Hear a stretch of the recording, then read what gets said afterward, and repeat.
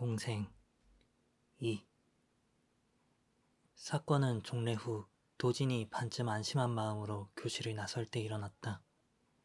빨리 교실을 벗어나고 싶어 걸음을 서두르던 도진의 왼팔을 유연이 또 덥석 잡은 것이다. 돌아보니 유연은 투명하다 느껴질 정도로 밝게 웃고 있었다. 도진아, 집에 같이 가자.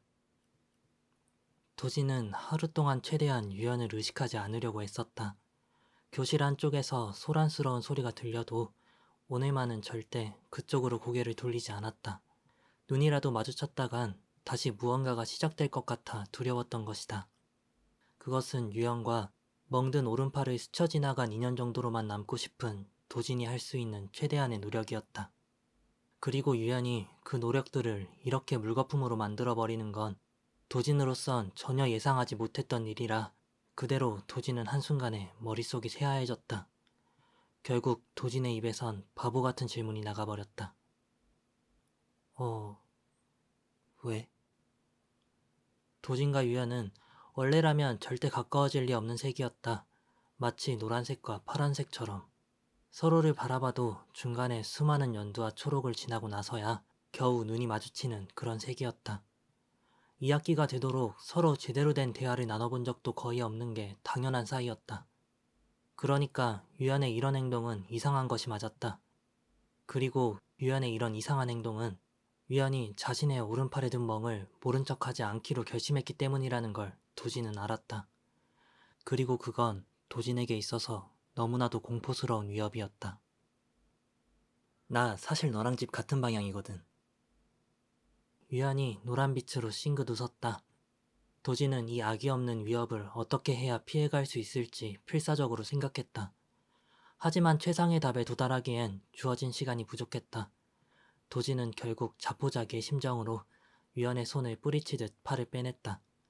유연은 예상치 못한 도진의 냉정한 반응에 당황한 듯 놀란 표정으로 도진을 멍하니 바라봤다. 미안. 오늘은 들릴 데가 있어서 안 될 것 같아. 그렇게 말하며 도진은 유연을 똑바로 보지 못했다. 마음속이 혼잡했다. 불안하고 두려우면서도 한편으로 유연이 자신의 왼팔을 다시 잡아준 것이 기쁜 마음도 있었다. 누군가가 함께 집에 가자고 말을 걸어준 것이 처음이었다. 그리고 누군가가 자신의 거절 때문에 실망한 기색을 보이는 것도 처음이었다.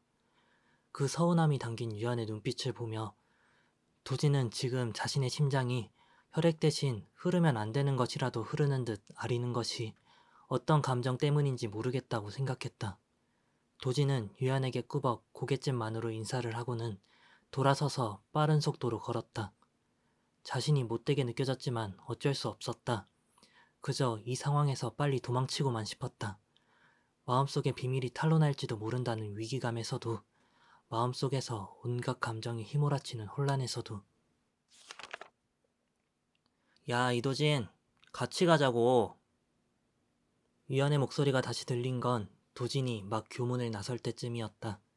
도진이 놀라 뒤를 돌아보니 책가방을 한쪽 어깨로만 메고 심통난 표정을 한 유연이 도진의 뒤를 졸래졸래 쫓아오고 있었다. 도진은 왜 유연이 이렇게까지 고집스럽게 쫓아오는지 이해할 수 없었다. 이 멍이 왜 들었든 어쨌든 그건 결국 유연과는 상관없는 일이 아닌가. 유연은 도진이 뒤돌아본 것을 발견하고는 해맑은 강아지처럼 웃으며 도진에게 달려왔다. 도진이 도망칠 틈도 없이 유연은 다시 도진의 왼팔을 붙잡았다. 잡았다. 도진은 어이가 없어 다시 팔을 빼내려 했지만 이번엔 유연의 악력이 도진의 저항을 이겼다. 도진은 울컥 화가 올라왔다. 너 왜 이래? 나 일 있다니까? 하지만 도진의 목소리에 짜증이 잔뜩 묻어난 것을 느끼면서도 유연은 물러서지 않았다. 무슨 일이 있는데? 유연의 목소리는 다정했지만 한편으로는 단호했다. 도진은 유연이 자신의 거짓말을 꿰뚫어 보고 있다는 생각에 말이 턱 막혀버렸다. 지금까지 하굣길에서 급한 일이 있었던 적이 없었기 때문에 뭐라 말을 지어내야 할지도 떠오르질 않았다. 도진이 아무 말도 못하고 있자 유연이 싱긋 웃으며 말했다. 너 거짓말 되게 못한다.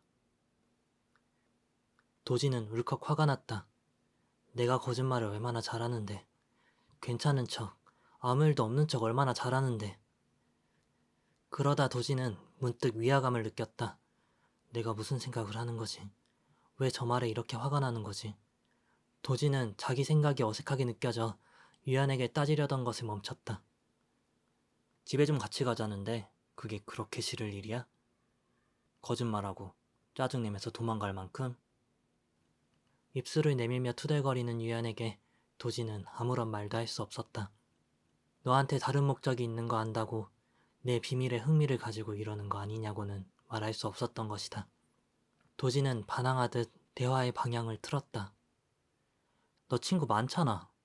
왜 나한테 그래? 솔직히 우리가 집에 같이 갈 정도로 친한 사이는 아니잖아. 나 친구 없어. 나도 맨날 집에 혼자 가. 유연은 아무렇지도 않게 말하고는 어깨를 으쓱했다. 도지는 생각지도 못했던 말에 다시 말문이 막혀버렸다. 그저 그런 말을 하면서도 평온하기만 한 유연의 표정을 조금 놀란 듯이 보고 있었다.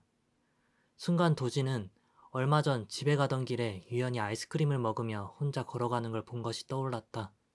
그날 유연이 붕어 싸만코를 하도 맛있게 먹고 있어서 도진도 모에 홀린 듯 편의점에 가서 붕어 싸만코를 사 먹었었다.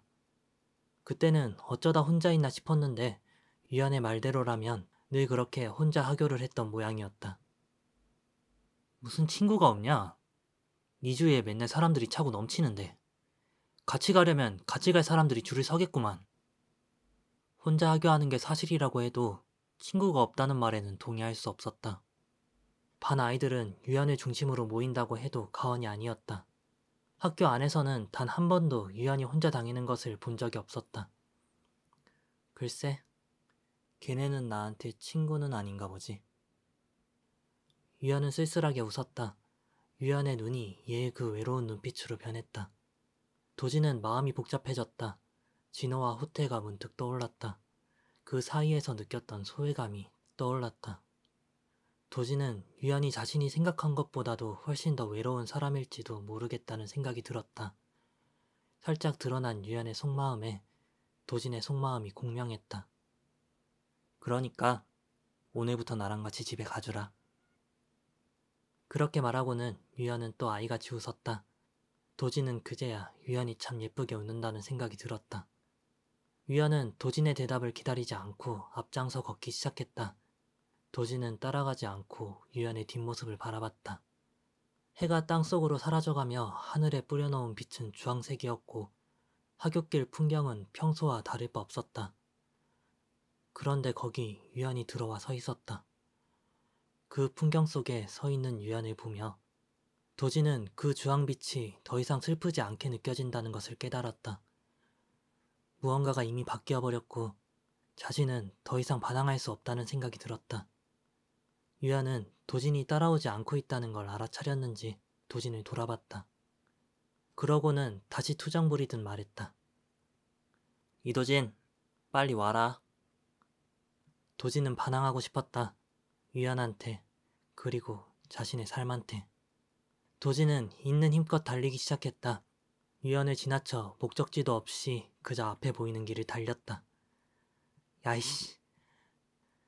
유연이 바로 도진을 따라 달리기 시작했다. 유연은 매년 빠짐없이 반대표로 개주 경기를 나갈 정도로 달리기가 빨랐고 도진의 체력은 형편없었다.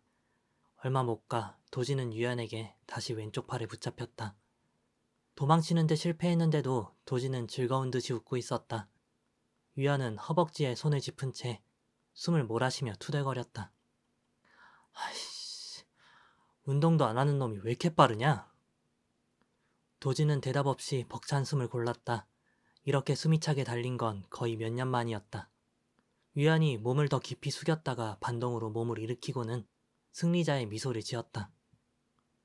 졌으니까 너 오늘부터 나랑 같이 하교하는 거다. 그런 얘기 한 적 없거든? 유연의 말에 도진은 어이없다는 듯 반론했다. 하지만 유연은 그런 반론은 무시한 채 뻔뻔한 표정으로 당연한 거 아니냐는 듯이 말하는 것이었다. 뛰기 시작했으면 내기 하는 거고 결과에 승복할 줄 아는 게 사나이고 안 그래? 사나이 같은 소리 하네. 도지는 투덜거리면서도 싱긋 웃고 있는 유연이 결국 싫지 않아 그냥 웃어버리고 말았다. 도지는 마음속에서 항복을 외쳤다. 너희 집 어딘데? 가면서 알려줄게. 도진이 유연에게 잡힌 왼팔을 빼려 하자 유연은 반사적으로 자신도 모르게 도진의 왼팔을 더욱 꽉 쥐었다.